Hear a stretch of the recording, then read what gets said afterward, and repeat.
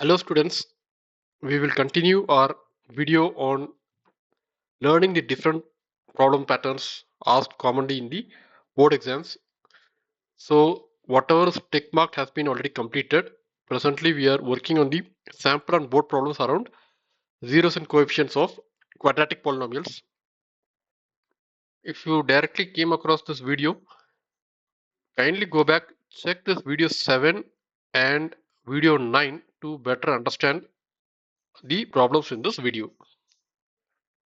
And so far, we have completed 6 problems in the earlier 2 videos, 6 problem patterns, and this is the 7th problem. So if you are missing them, please check in the previous 2 videos.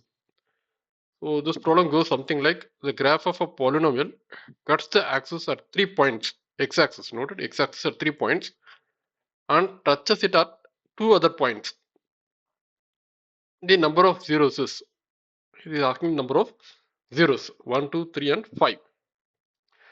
So just to revise the basic, wherever the graph touches the x-axis, that is the zero of the polynomial.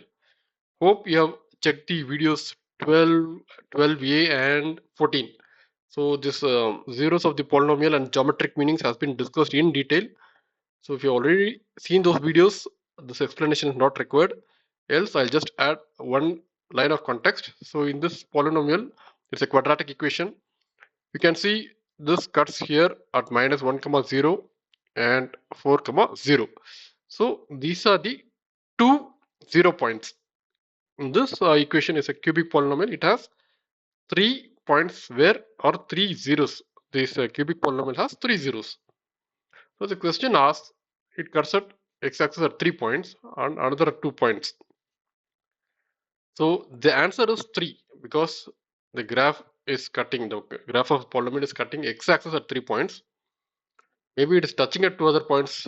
It's not our concern. Where it touches the x-axis, 3 points is the answer. Then problem 8.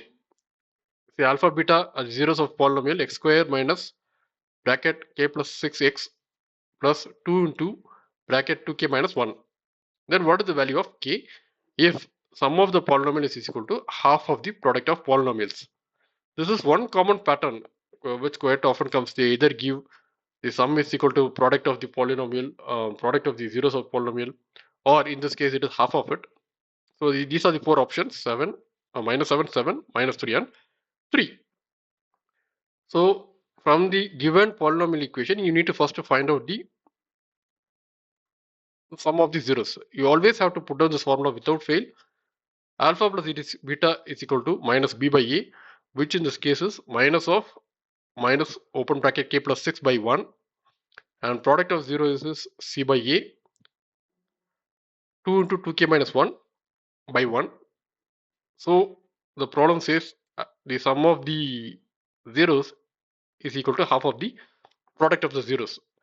So I'm going to equate both. Sum is k plus 6. Okay, sum is k plus 6. And half of alpha beta, that is here. When you solve this equation, you get the answer as k is equal to 7. So that is your second option, 7. That is the right answer. Problem 9. So they say p and q are the zeros of the polynomial 2x square plus 5x minus 4. Without finding the actual values of p and q, find the value of 1 minus p into 1 minus q. So note the constraint or the requirement here. You need not explicitly find what is the value of p and what is the value of q. Okay, but instead they are asking the product of 1 minus p into 1 minus q. So how do you go about this? See, in this case, it's possible like you try to find the product, it is 8, sum it is 7, and you may try to find out P and Q, but they are telling not to find out that, but instead find out the value of 1 minus P into 1 minus Q. So as usual, you'll be finding the sum P plus Q is equal to minus BA is equal to minus 5 by 2, and product PQ is equal to C by A, which is nothing but minus 4 by 2, which is equal to minus 2. So since they want this product, you straight away multiply it. The multiplication of 1 minus p into 1 minus q gives you 1 plus pq minus p minus q. So this minus is common in both the this thing unknowns. So take out this minus as common. 1 minus p plus q plus pq. So you know the value of p plus q, you know the value of pq, you substitute it and you get the answer as 3 by 2. So we have almost closed the series of videos around the different kinds of problems are the more commonly asked problems. Next video we'll move towards the polynomial division, and with that we will complete our polynomial lesson. Thank you till we catch up in the next video. Bye.